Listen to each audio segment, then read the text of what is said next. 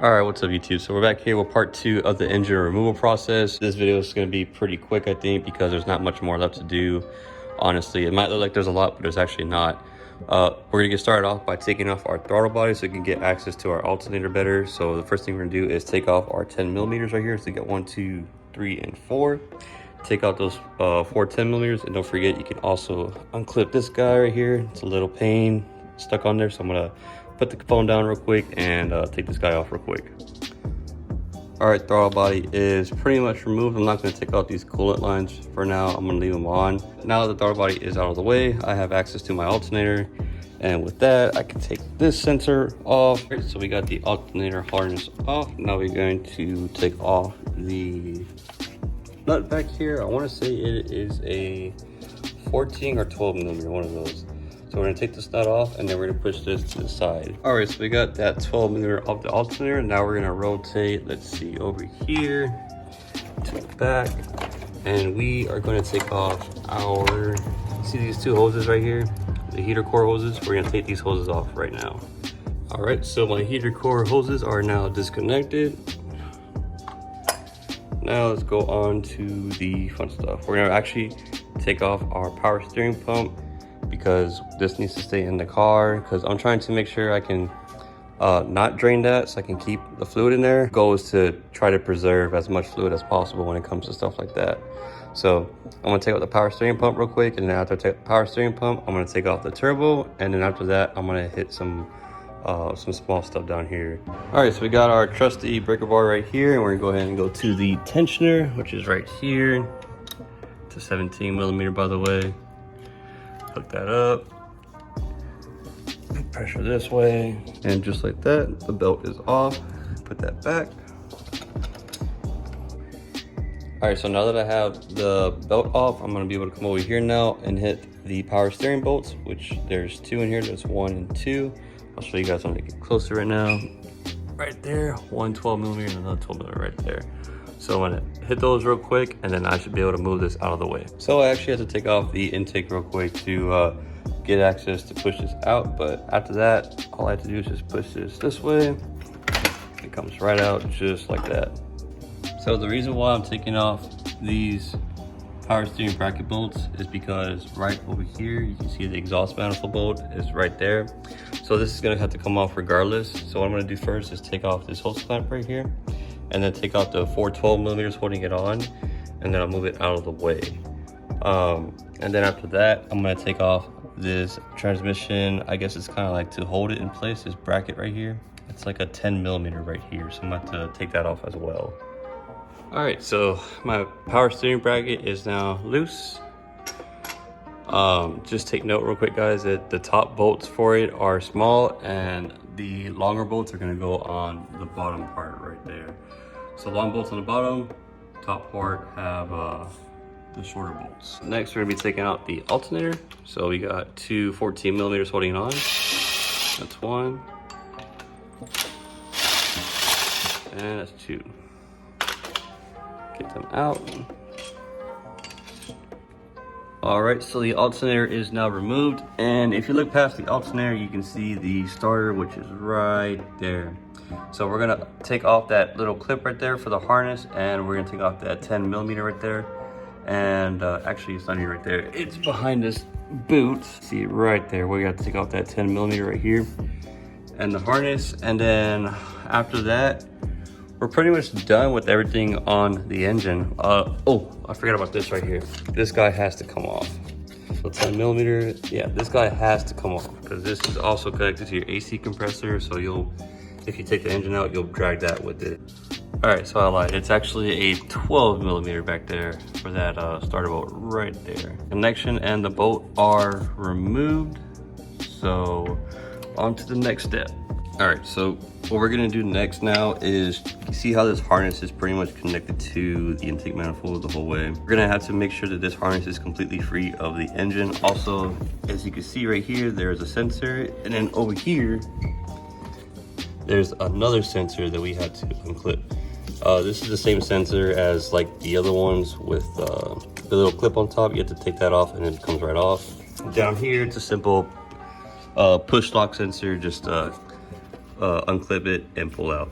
So I'm gonna go ahead and get the harness free, and then I'm gonna see how far I can get it pushed back. All right, so as you guys can see, the harness is right here now, pushed all the way back, just like that. So nothing's hooked up to the engine. And you can also see down here, where's it at? These are my starter wires right here. You just gotta tuck these two over here as well. You don't want those getting kinked up at all. So just tuck them away where you know they're not gonna get kinked up at.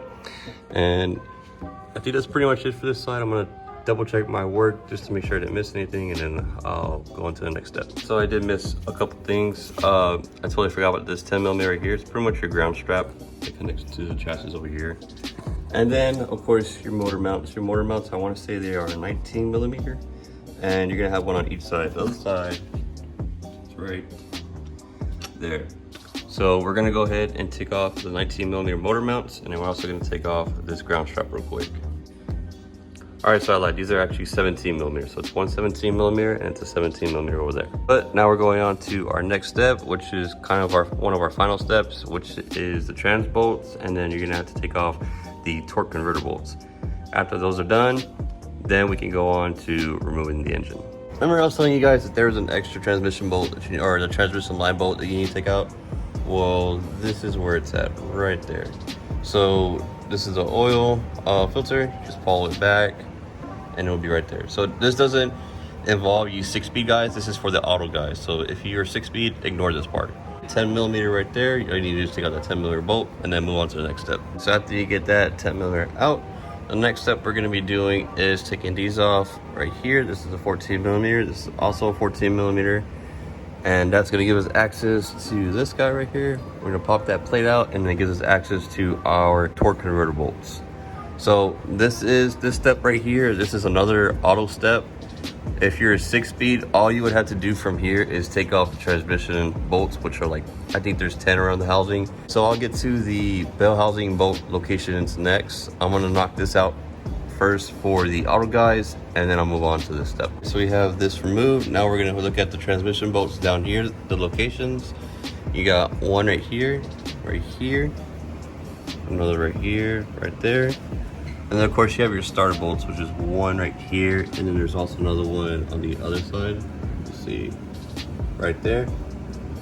And then right next to that other starter bolt, you can see the other bell housing trans bolt up top. That bolt right here, so it's 1, it's 2, come over here, that's 3, 4, 5, and 6. We're gonna hit these 6 bolts real quick for the bell housing, and then we'll hit the top ones, the last 4 up top after this.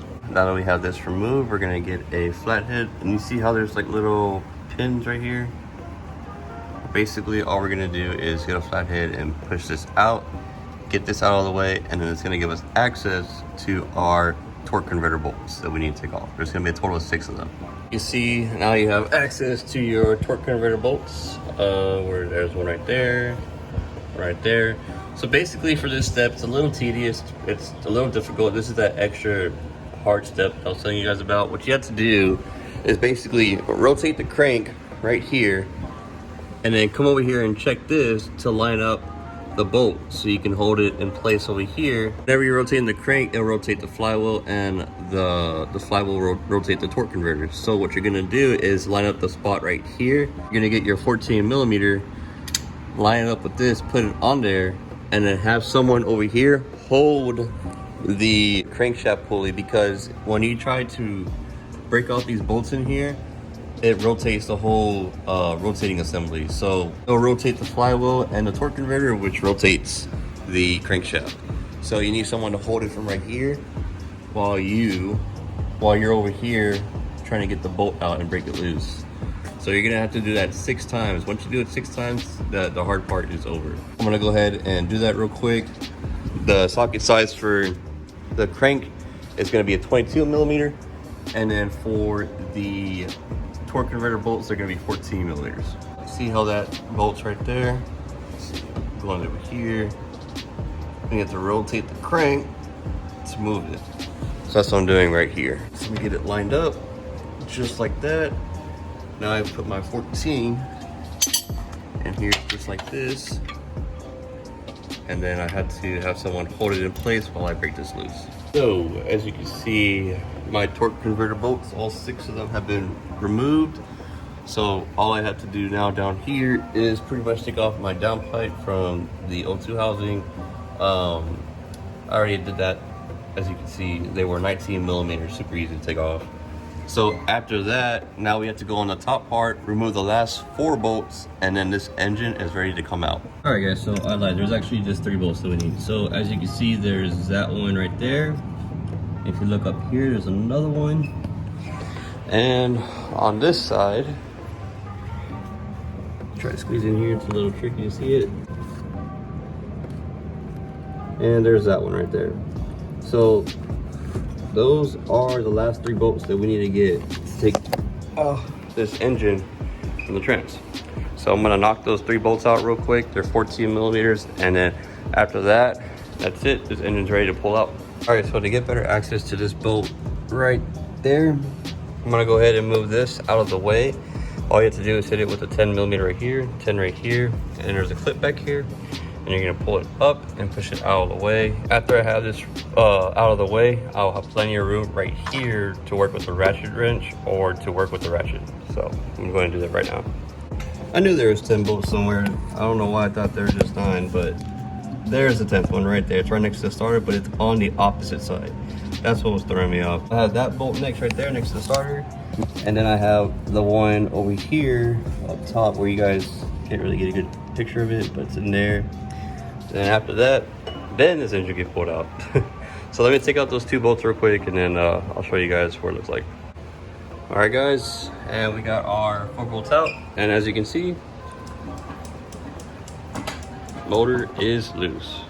Now we're gonna get our engine hoist put together real quick, and then I'm gonna show you guys how pretty much me just pulling it out. And we'll go from there. So the engine hoist is hooked up to the engine. This is how I have it secured. Have it evenly distributed. So now all I'm gonna do is just pretty much raise it up slowly. And while I'm raising it up slowly, I'm just gonna check to make sure nothing else is gonna be grabbing or getting hooked up to this. This engine is basically out. So I'm just gonna keep working on pulling this out. And then once I have it out, I'm gonna start transferring everything over to the new block. All the accessories. Oh, that's pretty much it, guys. So engine's already out. Now I'm gonna start working on transferring everything over to the new block. Keep in mind though, if you do that, please get a gasket kit for everything. That way you are covered as far as gaskets. You don't want to reuse old gaskets on the new block and then potentially have leaks in the future, you know? So it's just better to get a gasket kit right now than later on when everything's inside the engine bay again. So gasket kit, get one of those guys. But other than that, there's really nothing else to taking out your engine and putting in a new one. It's really not that hard at all. It took what, about 4.5, 5 hours to do this. It's still daylight outside. It's gonna take me about an hour to put all this old stuff onto this one, and then I'm gonna put that block into here, put oil in it, coolant, you know, all that good stuff, and then just rock from there, guys. Yeah guys, that's pretty much it for this video. I really hope this helped a lot of you guys out in the future, rather if you're taking out your engine to build it or replacing it, either or if you're just taking out the front end because you got in an accident or something, you know. I really hope this video helps you guys out. Anyways guys, I'm going to cut it right here. See you guys in the next video. Peace out.